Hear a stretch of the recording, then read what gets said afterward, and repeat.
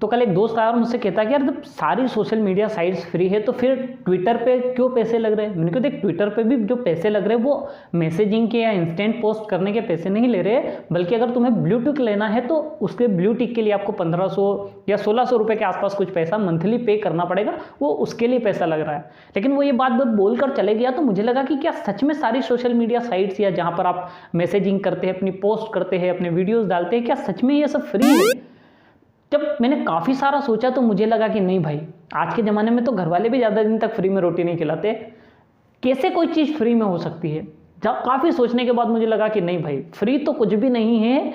और हमारी भी सबसे बड़ी गलतफहमी यही, हमें लगता है कि इंस्टेंट मैसेजिंग, जितने सारे एप्लीकेशन है जहाँ पर आप इंस्टेंट पोस्ट कर सकते हैं, अपनी फ़ोटो शेयर कर सकते हैं, अपने वीडियो शेयर कर सकते हैं, असल में ये कुछ भी फ्री नहीं है। इनके पीछे आपका समय इन्वेस्ट करते हैं आप। इस दुनिया की सबसे मूल्यवान चीज़, इस दुनिया की सबसे कीमती चीज़, जिसे सबसे ज़्यादा वैल्यू दी गई है, वो समय आप इन सब चीज़ों के पीछे इन्वेस्ट करते हैं। अपना समय मतलब अपनी लाइफ खर्च कर रहे होते हैं आप इन चीज़ों का इस्तेमाल करने के लिए। और इससे कंपनियां करोड़ों अरबों रुपए कमाती है भाई। उनके पास एडवर्टीजमेंट के सोर्स है, प्रमोशन के सोर्स है, उनके लिए इनकम के इतने सारे सोर्सेस है, और वो सब आप ही की वजह से।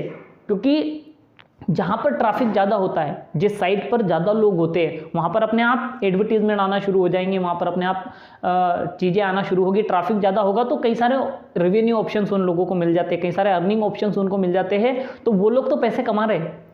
इतनी बड़ी बड़ी कंपनियां हो गई, कोई 5000 करोड़ की है, कोई 10,000 करोड़ की कंपनी। अभी ट्विटर को इलन मस्क 44 अरब डॉलर रुपए में खरीदा है ना, तो इतना पैसा खर्च करा है तो उसके पीछे कमाई भी तो करेंगे भाई। आज उन्होंने 1600 रुपये जो ब्लू टिक के लिए शुरू करे हैं, उनको पता है कि भैया करोड़ों कस्टमर है जिनसे अरबों रुपए हर महीने आने वाले, एक फिक्स इनकम शुरू हो जाएगी, एक फिक्स रेवेन्यू जनरेट कर सकती है ये साइट। तो हमें ऐसा लगता है कि ये सब फ्री है, लेकिन फ्री नहीं है। सब चीज़ों के लिए पे करना पड़ता है, और आप अपनी लाइफ की सबसे कीमती चीज़ चुका रहे होते हैं, वो समय खर्च कर रहे होते हैं।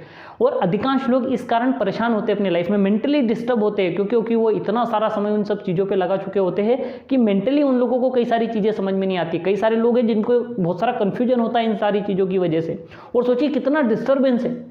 अगर मान लीजिए कि एक बच्चा पढ़ाई कर रहा है जिसका फोकस है कि उसको कोई एग्जाम क्लियर करना है, लेकिन इंस्टेंट मैसेजिंग उसके लिए कितनी बड़ी समस्या है कि भाई उसका अभी ध्यान लगा है पढ़ने के, अभी उसका फोकस आया है कि यार मैं थोड़ा सा पढ़ लेता हूँ, थोड़ी सी स्टडी कर लेता हूँ, थोड़ी देर ये चीज़ में मेरा ये कॉन्सेप्ट क्लियर हो जाएगा, और अचानक उसके इस पर एक पॉपअप आता है, कोई नोटिफिकेशन आ जाता है, कोई इंस्टेंट मैसेज आ जाता है, और उसका ध्यान डिस्ट्रैक्ट हो गया है ना। तो ये चीज़ें असल में हो सकता है कि उसको लग रहा है कि मेरे लिए बेनिफिशियल है, लेकिन उसका जो सबसे महत्वपूर्ण काम है, उसकी स्टडी डिस्टर्ब अगर वो चीज़ कर रही है, तो फिर वो उसके लिए इंपॉर्टेंट कैसे हो सकती है। या कई सारे IAS का, या कई सारे जिन लोगों ने बड़ी बड़ी CA एग्जाम क्लियर करी है, या किसी ने IAS एग्जाम क्लियर करी है, या किसी ने UPSC क्लियर करी है, तो उन लोगों से जो पूछते थे, बोले मैंने 6 महीने व्हाट्सअप बंद कर दिया था। वो लोग इसलिए नहीं करते कि उसकी वजह से सबसे बड़ा कारण क्या है, इंस्टेंट मैसेजिंग सिस्टम है, ये सब इंस्टेंट नोटिफिकेशन सिस्टम है। डिस्ट्रैक्शन लेवल बहुत हाई है इनकी वजह से, स्टडी पे से ध्यान ही हट जाता है व्यक्ति का। और यही वर्किंग के ऊपर भी है भाई, अगर ये स्टूडेंट के लिए मैं कह रहा हूँ तो यही वर्किंग में भी यही चीज़ काम करेगी।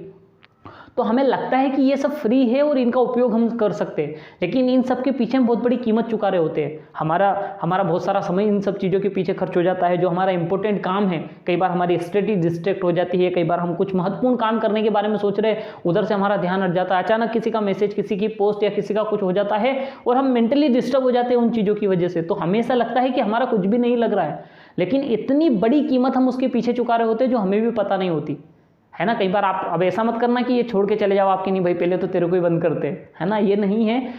देखिए, जब आप किसी चीज़ डेवलपमेंट के पीछे समय खर्च कर रहे हैं, अपनी ग्रूमिंग के पीछे समय खर्च करते हैं, लर्निंग के पीछे समय खर्च करते हैं, तो वो समय कभी भी वो टाइम इन्वेस्ट माना जाता है, न कि टाइम को वेस्ट माना जाता है। टाइम का वेस्ट कब होता है कि आप गैर जरूरी चीज़ों के ऊपर समय खर्च करते हैं, तो वो टाइम वेस्ट होता है। अगर मान लो कोई बच्चा पढ़ रहा है भाई, वो पहले हार्ड सिस्टम था कि भैया किताब कापी उठा के बैठ गया और उससे पढ़ रहा है। अब सॉफ्ट तरीका आ गया कि भैया वो कोई वीडियो या कोई एप्लीकेशन पे या कोई एजुकेशनल ऐप के ऊपर पढ़ाई कर रहा है, तो भाई वो स्टडी कर रहा है, उस समय वो समय को वेस्ट नहीं कर रहा है, समय को इन्वेस्ट कर रहा है, क्योंकि लर्निंग चल रही है, एजुकेशन चल रही है। उस समय वो कुछ पढ़ रहा है, कुछ सीख रहा है, उसको ग्रोथ हो रही है, उसको मदद मिल रही है उस चीज़ की वजह से, तो वो उसके लिए फायदेमंद है।